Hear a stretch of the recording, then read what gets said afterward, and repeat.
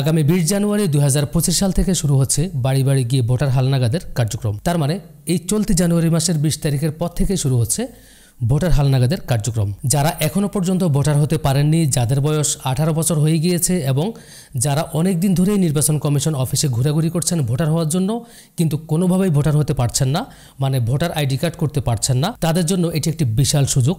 আপনি চাইলে ঘরে বসেই ভোটার হতে পারবেন।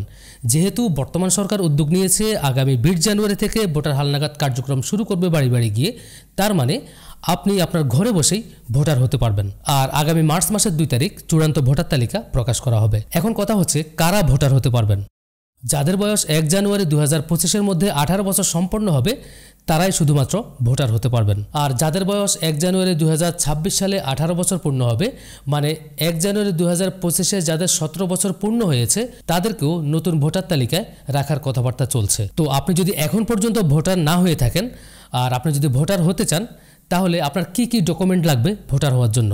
যেহেতু 20 জানুয়ারি থেকেই ভোটার হালনাগাদ কার্যক্রম শুরু হবে, তার মানে আপনাকে এর আগেই কিন্তু আপনার প্রয়োজনীয় ডকুমেন্টগুলো সংগ্রহ করে নিতে হবে। যদিও আমি এর আগের ভিডিওতে বলেছি ভোটার হওয়ার জন্য কি কি ডকুমেন্ট লাগতে পারে, তারপরেও এই ভিডিওতে আমি আপনাদেরকে বলে দিচ্ছি আপনাদের সুবিধার্থে, যাতে করে আপনারা কাগজপত্র নিয়ে কোনো ঝামেলায় না থাকেন। তো আপনি ভোটার হওয়ার জন্য প্রথমত আপনার যে ডকুমেন্টটি লাগবে সেটি হচ্ছে আপনার ডিজিটাল জন্ম নিবন্ধন। যে জন্ম নিবন্ধনটি অনলাইনে থাকবে, আপনি সেই জন্ম নিবন্ধনের বাংলা এবং ইংলিশ দুটি কপি কিন্তু আপনাকে সঙ্গে রাখতে হবে। এরপর আপনার পিতা অথবা মাতার এনআইডি কার্ড কিন্তু লাগবে। যদি আপনার পিতা অথবা মাতা কেউ না থাকে, সেক্ষেত্রে আপনি আপনার পরিবারের যে কারো আইডি কার্ড শো করলেই হবে। 3 নম্বর আপনার যে ডকুমেন্টটি লাগবে সেটি হচ্ছে আপনার নাগরিকত্ব সনদ। এটি আপনি যদি ইউনিয়নের বাসিন্দা হন সেক্ষেত্রে আপনার ইউনিয়ন পরিষদের চেয়ারম্যানের কাছ থেকে নেবেন, অথবা আপনি যদি পৌরসভা এবং সিটি কর্পোরেশনের বাসিন্দা হন সেক্ষেত্রে আপনি সেখান থেকে একটি নাগরিকত্ব সনদ নিয়ে নেবেন। তারপর আপনার যে ডকুমেন্টটি লাগবে সেটি হচ্ছে আপনি পূর্বে ভোটার হননি এমন একটি প্রত্যয়নপত্র আপনার চেয়ারম্যান অফিস থেকে নেবেন, অথবা আপনি পৌরসভা অথবা সিটি কর্পোরেশন অফিস থেকেও নিতে পারেন যদি আপনি সেখানকার বাসিন্দা হয়ে থাকেন। তো এরপর আপনার যে ডকুমেন্টটি লাগবে সেটি হচ্ছে শিক্ষাগত যোগ্যতার সনদ।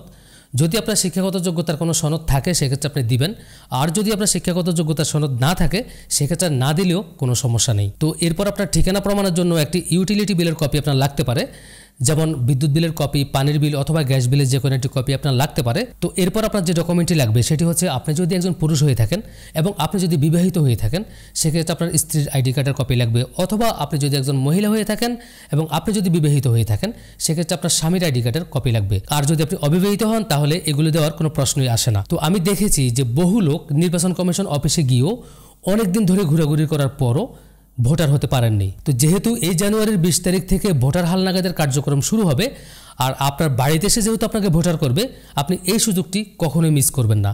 আপনি এখন থেকেই আপনার প্রয়োজনীয় ডকুমেন্টগুলো সংগ্রহ করা শুরু করেন, যাতে করে আপনি নিশ্চিন্তে বাড়িতে বসেই ভোটার হতে পারেন। আর আপনি যখন ভোটার হওয়ার জন্য ফর্ম পূরণ করবেন তখন অবশ্যই খুব ভালো মতো দেখে শুনে আপনার ফর্মটিকে আপনি ফিল আপ করবেন, যাতে করে কোনো ধরনের ভুল না হয়।